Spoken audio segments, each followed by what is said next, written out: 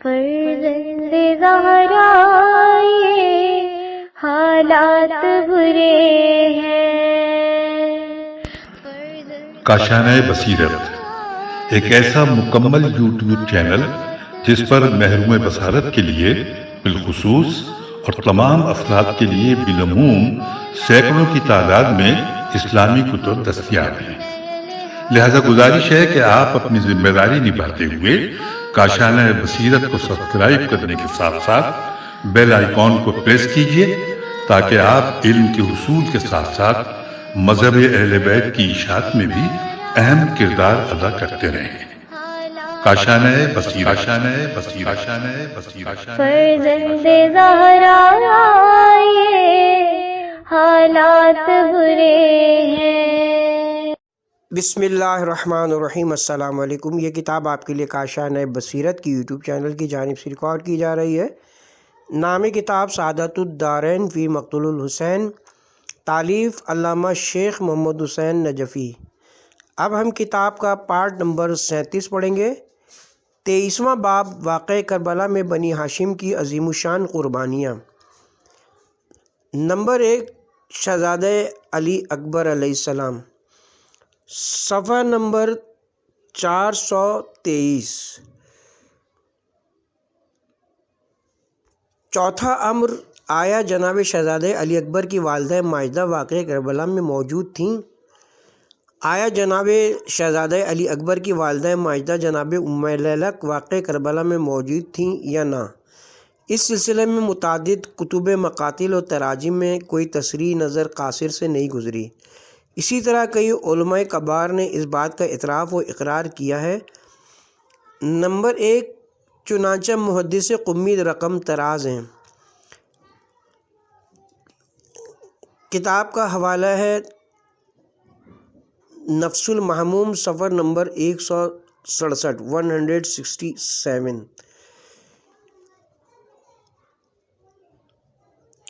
جناب شہزادے کی والدہ کربلا میں موجود تھی یا نہ، اس سلسلے میں مجھے کوئی چیز دستیاب نہیں ہوئی۔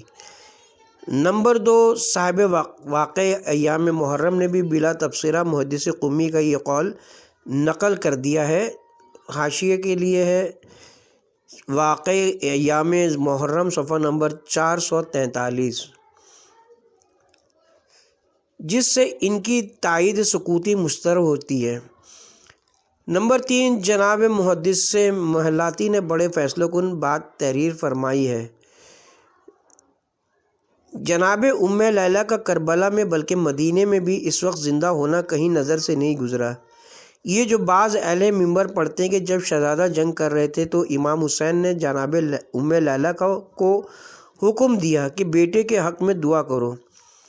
جناب حاجی نوری فرماتے کہ اس واقعے کی کوئی اصلیت نہیں ہے اور یہ امام پر افطرا ہے۔ بہت سے ارباب تاریخ نے واقعہ کربلا سے پہلے ان کی وفات کا تذکرہ کیا ہے، معلوم نہیں کہ وہ کس قدر دنیا میں زندہ رہیں۔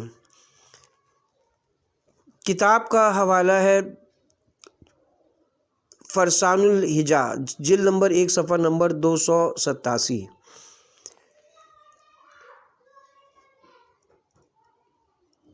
نمبر 4 جناب محدث نوری قدس سرا نے لولو والمرجان میں بڑے زور سے مذکورہ بالا واقعے کی رد فرمائی ہے۔ ان حقائق سے بعض اہل منبر کی ان تمام دروغ بافیوں کا پردہ چاک ہو جاتا ہے جو جناب شہزادہ علی اکبر اور ان کی والدہ ماجدہ کے بارے میں کیا کرتے ہیں۔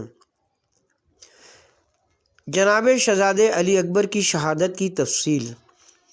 بہرحال جب امام علی وقار کے تمام اعوان و انصار شربت شہادت نوش کر کے دارالقرار کا سفر اختیار کر چکے اور اب سوائے جوانان بنی ہاشم کے اور کوئی مددگار نہ رہا، تو سب سے پہلے شبیہ پیغمبر جناب شہزادہ علی اکبر نے خدمت امام میں حاضر ہو کر اذن جہاد طلب کیا۔ کتب مقاتل و تواریخ سے جو کچھ مستفاد ہوتا ہے وہ یہ ہے کہ جناب سید الشہداء علیہ السلام نے اپنے لاڈلے بیٹے کو میدان موت کی طرف بھیجنے میں دیر و درنگ تو نہیں فرمائی، مگر آپ کے باطنی جذبات میں جو تلاطم اور قلب حزین میں جو اضطراب رونما ہوا ہے وہ آپ کی ان کلمات سے ٹپک رہا ہے جو آپ نے شہزادے کی روانگی کے وقت زبان پر جاری فرمائے یا ان کیفیات سے اس کا اندازہ ہوتا ہے جو آ جناب پر رونما ہوئے۔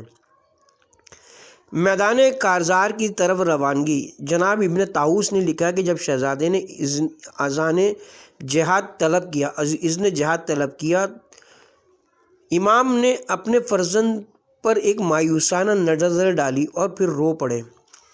کتاب کا حوالہ ہے مألوف صفحہ نمبر 99۔ پھر جیسا کہ ناسخ التواریخ میں لکھا ہے، امام نے اپنے ہاتھ مبارک سے شہزادے کو اسلحہ جنگ پہنایا۔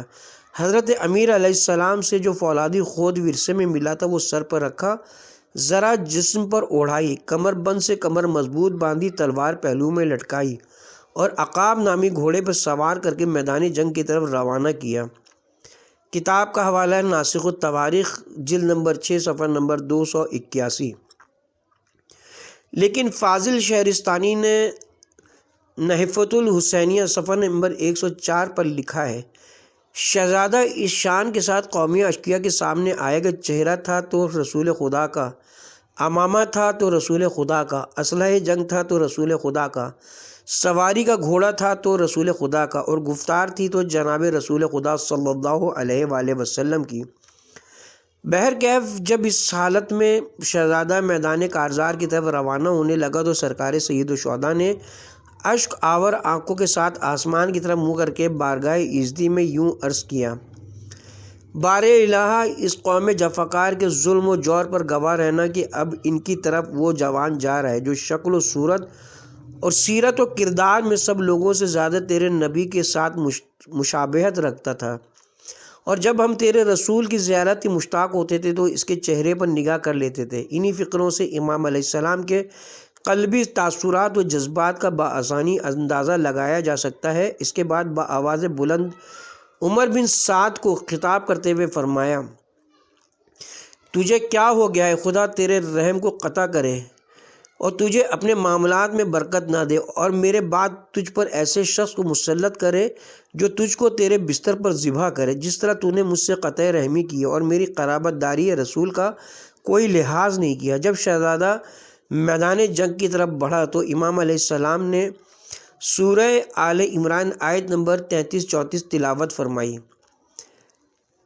شہزادہ نامدار خورشید خاور کی طرح خیام حسین کے افق سے میدان کارزار پر طالع ہوا اور رجز پڑھتے ہوئے مبارز طلبی کی۔ شہزادے کا جہاد۔ شہزادے نے ہر چند مبارز طلبی کی، مگر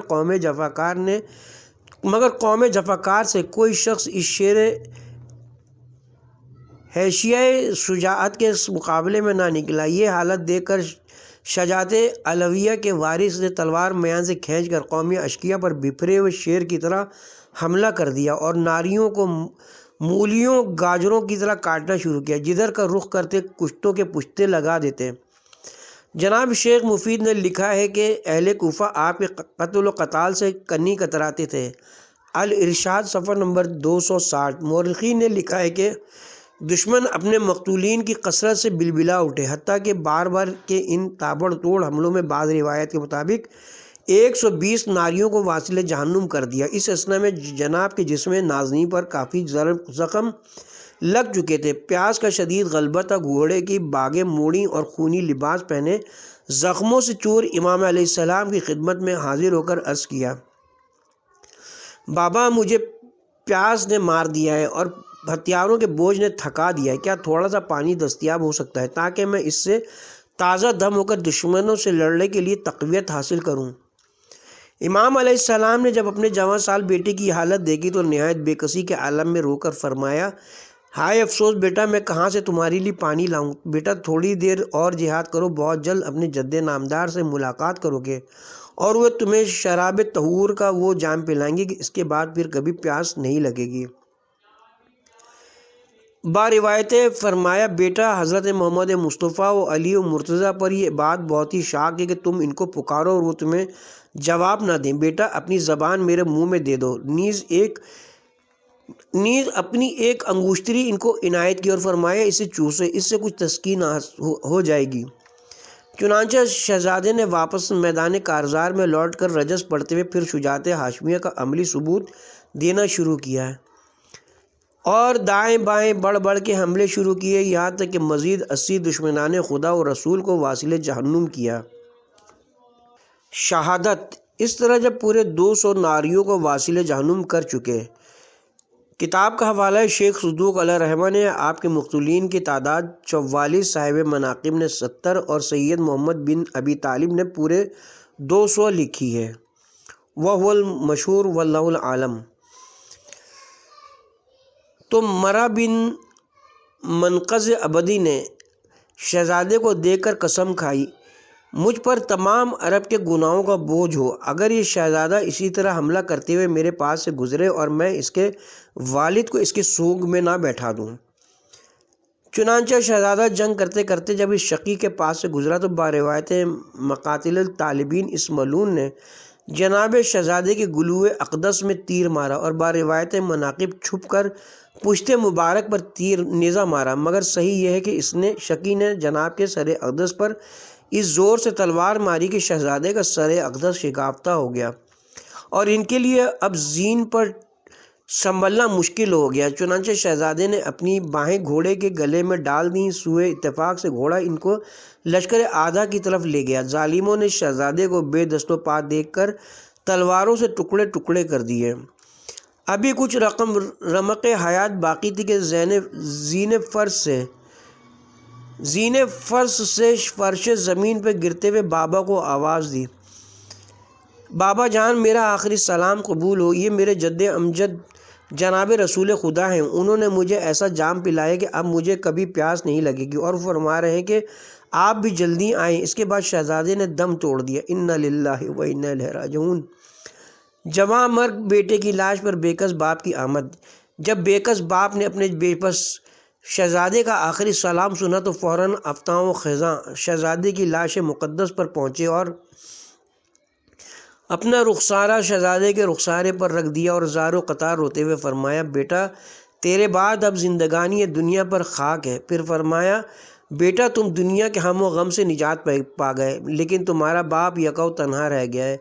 بعض ارباب مقاتل کے بیان کے مطابق امام شہزادے کا سر مبارک گود میں لے کر ان کے چہرے انور سے خون صاف کرتے جاتے تھے اور رو رو کر رخ مبارک پر بوسہ دیتے ہوئے یہ بھی فرماتے جاتے تھے، بیٹا خدا اس قوم جفاکار کو غارت کرے جس نے تجھے شہید کیا، انہیں کس چیز نے آتش جہنم میں داخل ہونے پر اور حرمت رسول کی ہتک کرنے پر جرت دلائی۔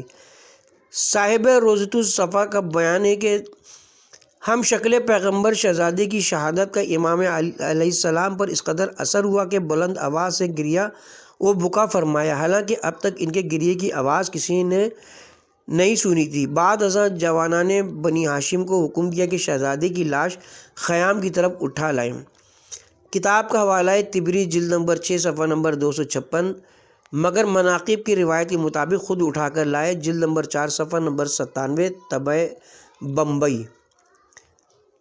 صاحب دمع ثاقبہ نے بعض کتب کے حوالے سے لکھا ہے کہ جب جناب سید الشہداء بچشم و دل گریاں و بریاں خیمے میں داخل ہوئے تو امام کی حالت دیکھ کر جناب سکینہ نے دوسری پردگیان عصمت و طہارت سے آگے بڑھ کر عرض کیا، بابا جان آپ کی حالت کیوں درگوں ہے اور پریشان ہو کر ادھر ادھر کیوں دیکھتے ہیں، میرا بھائی علی کہاں ہے؟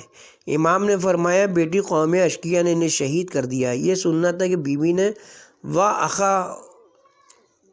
و محجتہ قلبہ کے جگر خراش بیان کرتے ہوئے خیمہ سے باہر قدم رکھنا چاہا، مگر امام نے تسلی دیتے ہوئے فرمایا، بیٹی سکینہ خدا سے ڈرو اور صبر کرو۔ بیوی نے عرض کی، بابا جان بھلا جس بیوی کا بھائی شہید ہو جائے اور خود باپ بے یار و مددگار اور وطن سے دور ہو جائے، وہ کیوں کر صبر کر سکتی ہے؟ امام نے بیوی کا کلام حزن تیام سن کر فرمایا، انا للہ و انا الیہ راجعون۔ کتاب کا حوالہ ہے ارشاد صفحہ نمبر 260، مناقب جلد نمبر 4 صفحہ نمبر 97، عاشر بہار صفحہ نمبر 202، الدمع ثاقبہ صفحہ نمبر 339، نفس المحموم صفحہ نمبر 195، وقائع ایام محرم صفحہ نمبر 461، ناسخ جلد نمبر 6 صفحہ نمبر 262، تکلم الزہرا صفحہ نمبر 195، لوائج الاشجان صفحہ نمبر 137، کم کمام صفحہ نمبر 364، ملحوف صفحہ نمبر 100، طبری جلد نمبر 6 صفحہ نمبر 256، شافیہ شرح ابی فراز صفحہ نمبر 141 وغیرہ۔ اسی مقدورہ کے جگر خراش حالات سے دوسری مقدورات عصمت و طہارت کی گریہ زاری اور پریشان حالی کا اندازہ لگایا جا سکتا ہے۔ اولاد عقیل بن ابی طالب کی قربانیاں۔ نمبر 2، جناب عبداللہ بن مسلم بن عقیل بن ابی طالب کی شہادت۔ یہ وہی عبداللہ بن مسلم ہے جو بہت سے ارباب مقاتل کے نزدیک میدان کربلا میں خانوادہ ہاشمیہ میں سے سب سے پہلے شہید ہیں، جیسا کہ قبل ازیں اس اختلاف پر تبصرہ کیا جا چکا ہے۔ جناب عبداللہ کے والد ماجد حضرت مسلم بن عقیل شہید کوفہ اور والدہ ماجدہ جناب رقیہ بنت امیر المومنین علیہ السلام ہیں۔ اس طرح یہ جناب سید الشہداء کے چچا زاد بھائی کے فرزند ہونے کے علاوہ آج جناب سید الشہداء سے سببی قرابت بھی رکھتے ہیں۔ فرائض انہی وجوہ کی بنا پر امام کو آپ سے خاص قلبی لگاؤ تھا۔ صاحب بحار العلائی نے لکھا ہے، کتاب کا حوالہ ہے فرسان الحجاج جلد نمبر 1 صفحہ نمبر 255، ناسخ جلد نمبر 6 صفحہ نمبر 269، کہ جب جناب عبداللہ بن مسلم نے امام علیہ السلام کی خدمت میں حاضر ہو کر اذن جہاد طلب کیے تو آج جناب نے فرمایا، تمہارے لیے اپنے والد مسلم کی شہادت کافی ہے، جسے بہت عرصہ نہیں گزرا۔ میں تمہیں اجازت دیتا ہوں کہ تم اپنی ضعیف والدہ کو لے کر یہاں سے چلے جاؤ۔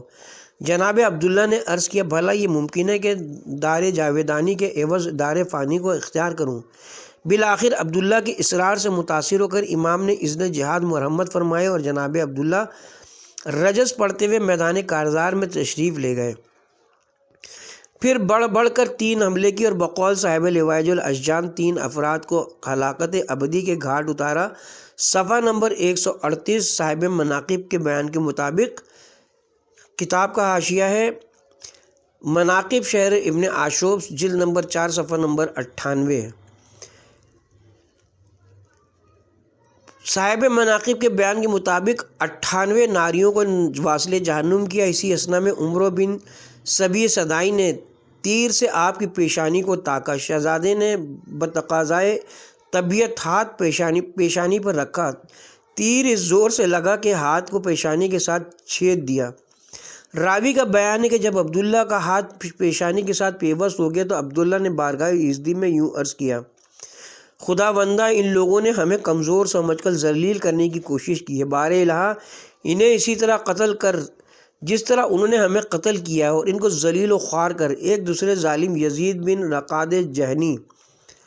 کتاب کا حوالہ ہے ذخیرۃ الدارین صفحہ نمبر 159۔ اس بیان سے اس اختلاف کا خاتمہ ہو جاتا ہے جو جناب عبداللہ بن مسلم کے قاتل کے بارے میں ہے کہ آیا عمرو بن سبی ہے یا یزید بن رقاد۔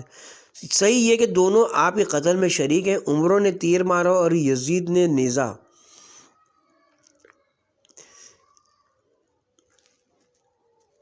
اور ایک دوسرے ظالم یزید بن رقاد جہنی نے آپ کے سینے پہ نیزہ مارا جو دل میں لگا، جس سے شہزادہ جابر نہ ہو سکا اور شہادت پائی۔ ظالم تیر انداز نے آپ کی شہادت کے بعد تیر کو کھینچنا چاہا مگر پھل پیشانی میں ٹوٹ گیا۔ انا للہ و انا الیہ راجعون۔ کتاب کا حوالہ ہے ارشاد صفحہ نمبر 261، نفس المحموم صفحہ نمبر 168، لوائج الاشجان صفحہ نمبر 138، ذخیرۃ الدارین صفحہ نمبر 160، فرسان الحجاج جلد نمبر 1 صفحہ نمبر 255، مقتل الحسین صفحہ نمبر 303، طبری جلد نمبر 6 صفحہ نمبر 256۔ آل ابی طالب کا یکبارگی حملہ۔ بعض ارباب سیر و مقاتل نے لکھا ہے کہ کتاب کا حوالہ ہے مقتل الحسین للمکرم صفحہ نمبر 404، ذخیرۃ الدارین صفحہ نمبر 162، شہید انسانیت صفحہ نمبر 498، طبری وغیرہ، کہ جناب عبداللہ بن مسلم کی شہادت کے بعد اولاد ابی طالب نے ایک ساتھ قوم اشقیہ پر حملہ کر دیا۔ یہ منظر دیکھ کر جناب عالی مقام نے فرمایا، ملحوف صفحہ نمبر 101 و مقتل خوارزمی جلد نمبر 2 صفحہ نمبر 28، اے میرے چچا کے بیٹو، موت پر صبر کرو، آج کے بعد کبھی ذلت نہ دیکھو گے۔ اور متعدد دشمنان خدا اور رسول کو دارالبوار میں پہنچانے کے بعد درج ذیل حضرات نے بھی شربت شہادت نوش کیا۔ نمبر 1 عون بن عبداللہ بن جعفر، نمبر 2 ان کے بھائی محمد بن عبداللہ، نمبر 3 عبد الرحمن بن عقیل، نمبر 4 ان کے بھائی جعفر بن عقیل، نمبر 5 محمد بن مسلم بن عقیل، نمبر 5 محمد بن مسلم بن عقیل۔ امام حسن مجتبیٰ کے صاحبزادے حسن مثنیٰ کو 18 زخم لگے اور دایاں ہاتھ بھی قلم ہو گیا، مگر شہید ہونے سے بچ گئے۔ کتاب کا حوالہ ہے مقتول الحسین، صفحہ نمبر 304۔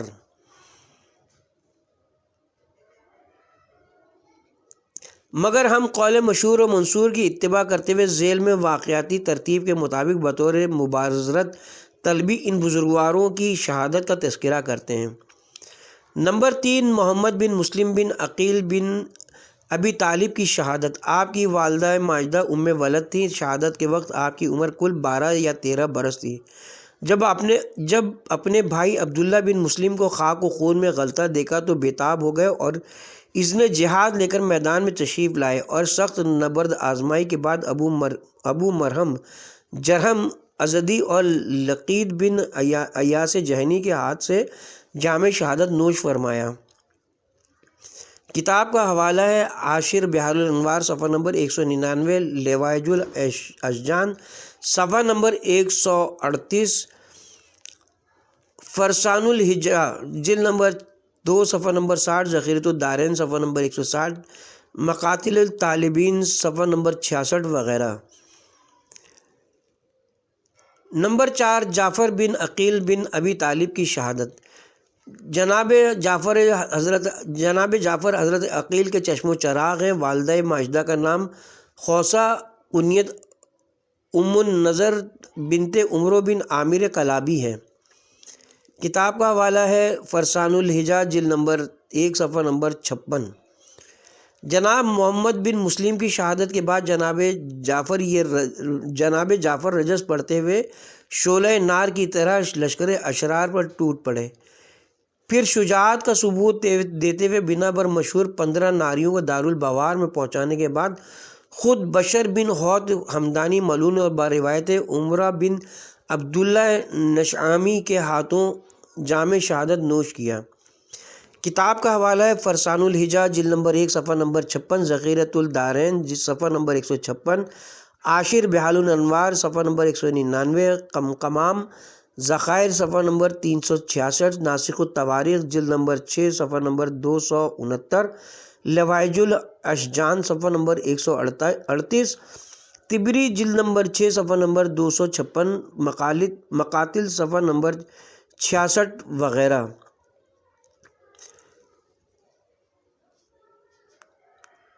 صفحہ نمبر 411،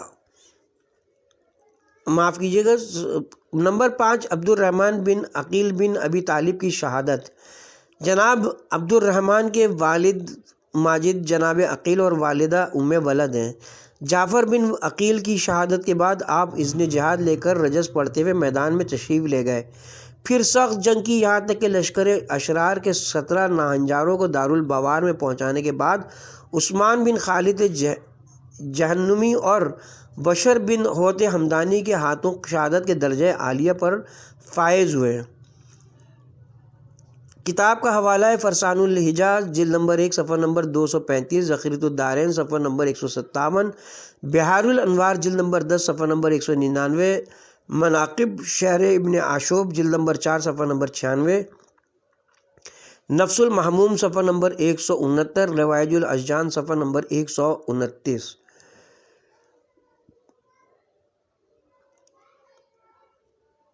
نمبر 6 محمد بن ابی سعید بن عقیل بن ابی طالب کی شہادت۔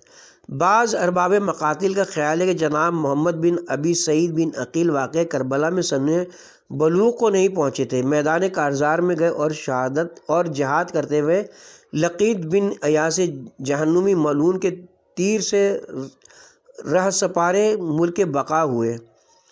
کتاب کا حوالہ ہے ذخیرۃ الدارین، صفحہ نمبر 160، عاشر بحار الانوار، صفحہ نمبر 200، کمکمام ذخائر صفحہ نمبر 366۔ اولاد جعفر طیار کی قربانیاں، نمبر 7 محمد بن عبداللہ بن جعفر طیار کی شہادت۔ آپ امام علیہ السلام کے چچا بھائی جناب عبداللہ بن جعفر کے چشم و چراغ ہیں۔ آپ کی والدہ ماجدہ کا نام فاضل عاملی نے لوائج الاشجان صفحہ نمبر 139 میں عقیلہ بنی ہاشم جناب زینب بنت امیر المومنین ذکر کیا ہے۔ اس طرح آپ جناب اون بن عبداللہ کے سگے بھائی قرار پاتے ہیں اور امام کے بھانجے، لیکن دیگر ارباب سیر و مقاتل کے بیان کے مطابق آپ جناب اون کے مختلف البطن بھائی ہیں۔ آپ کی والدہ ماجدہ کا نام خوصہ بنت حفص بن ثقیف ہے جو بکر بن وائل کے قبیلے سے تھیں۔ کتاب کا حوالہ ہے کمکمام صفحہ نمبر 397، نفس المحموم صفحہ نمبر 169، فرسان جلد نمبر 2 صفحہ نمبر 59، ذخیرۃ الدارین صفحہ نمبر 155، مقاتل صفحہ نمبر 65، لوائج الاشجان صفحہ نمبر 138۔ ان کو خود جناب عبداللہ نے اپنی نیابت میں ان کے دوسرے بھائی اون کے ساتھ مکے سے امام کی روانگی کے بعد بھیجا تھا، جو پہلی منزل پر آگے شریک قافلہ حسینی ہو گئے تھے۔ بہرحال اولاد عقیل کی قربانیوں کے بعد اولاد عبداللہ بن جعفر طیار نے میدان کارزار کا رخ کیا اور سب سے پہلے جناب محمد بن عبداللہ اذن جہاد لے کر رجس پڑھتے ہوئے میدان میں تشریف لے گئے۔ پھر مسلسل کئی حملے کر کے 10 ناریوں کو جہنم رسید کرنے کے بعد عامر بن نحشل تمیمی کے ہاتھوں جام شہادت نوش کیا۔ کتاب کا حوالہ ہے ذخیرۃ الدارین صفحہ نمبر 165، فرسان الحجہ جلد نمبر 2 صفحہ نمبر 59، عاشر بحار الانوار صفحہ نمبر 200، طبری جلد نمبر 6 صفحہ نمبر 256، مناقب جلد نمبر 4 صفحہ نمبر 46، مقاتل صفحہ نمبر 65 وغیرہ۔ نمبر 8 اون بن عبداللہ بن جعفر طیار کی شہادت۔ بنا بر مشہور آپ کی والدہ ماجدہ عقیلہ قریش جناب زینب بنت علی علیہ السلام ہیں۔ اس طرح آپ امام حسین علیہ السلام کے حقیقی بھانجے ہوتے ہیں اور بنا بری کے شہزادہ محمد کی والدہ جناب عقیلہ نہ ہوں۔ آپ محمد بن عبداللہ کے مختلف البطن بھائی ہیں۔ اپنے بھائی محمد کی شہادت کے بعد اس نے جہاد حاصل کر کے رجس پڑھتے ہوئے میدان وغا میں نکلے۔ پھر داد شجاعت تو شہامت دیتے ہوئے 3 سواروں اور 18 پیادوں کو ان کے کیفر کردار تک پہنچانے کے بعد خود شہادت کے درجہ رفیع پر فائز ہوئے۔ عبداللہ بن قتبہ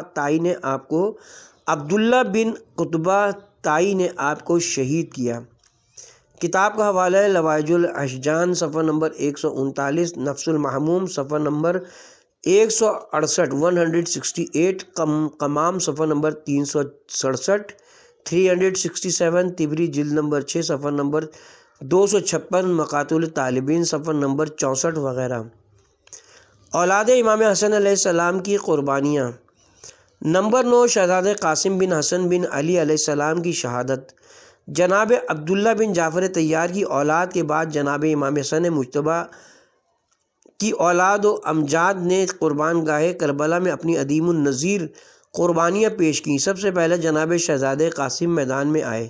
شہزادہ قاسم حضرت امام حسن علیہ السلام کے چشم و چراغ ہیں۔ آپ کی والدہ ام ولد ہیں جن کا اسم گرامی برملہ تھا اور صاحب فرسان الحجہ جلد نمبر 2 صفحہ نمبر 26 کے بیان کے مطابق واقعہ کربلا میں موجود تھیں۔ شب عاشورہ کے واقعات میں وہ واقعہ لکھا جا چکا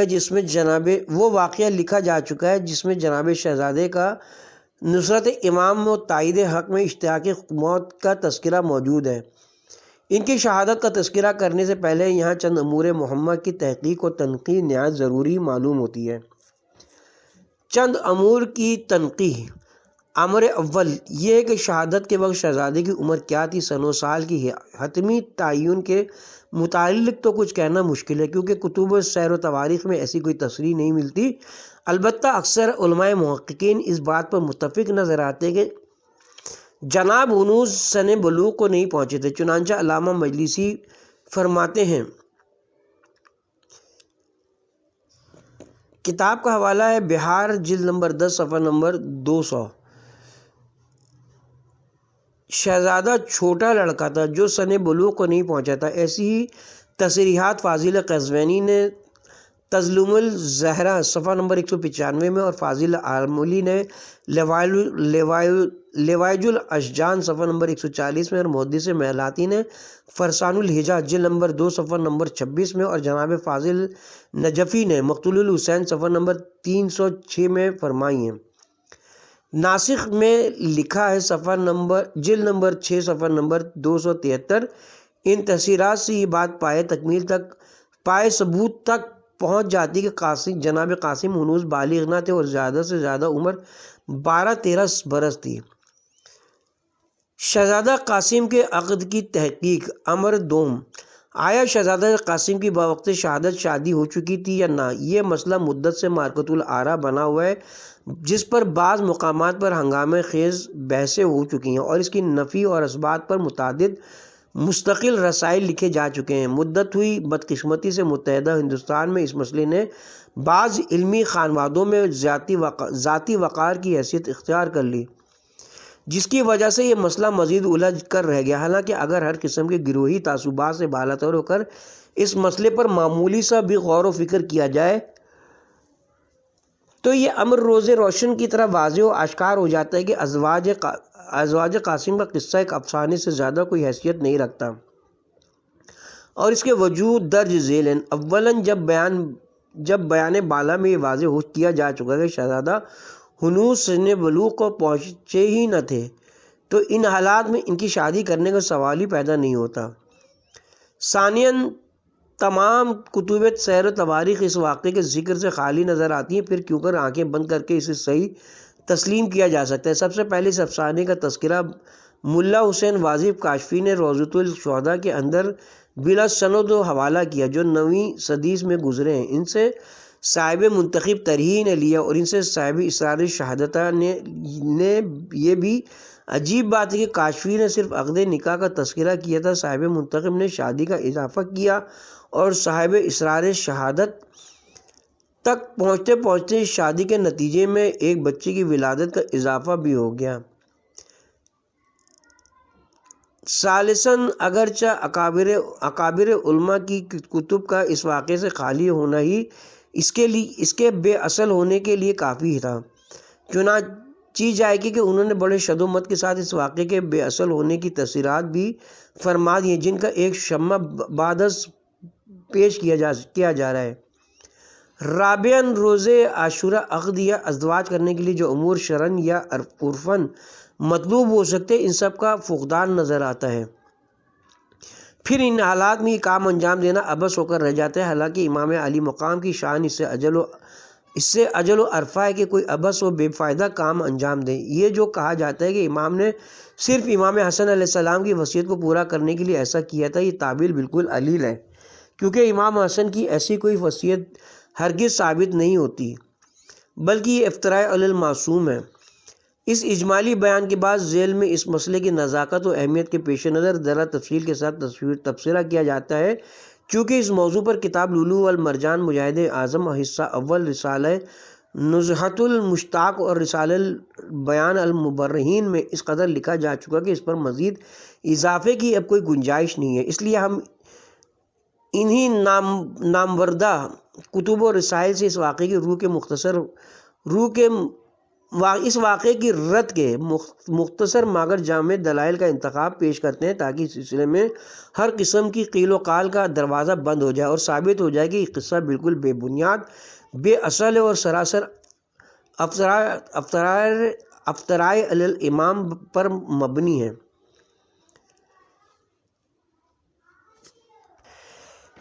اس کے ساتھ ہی اب ہم یہاں پہ کتاب کے پارٹ نمبر 37 کا اختتام کرتے ہیں، اور شہزادہ قاسم بن حسن بن علی علیہ السلام کی شہادت کا باقی واقعہ پارٹ نمبر 38 میں بیان کیا جائے گا۔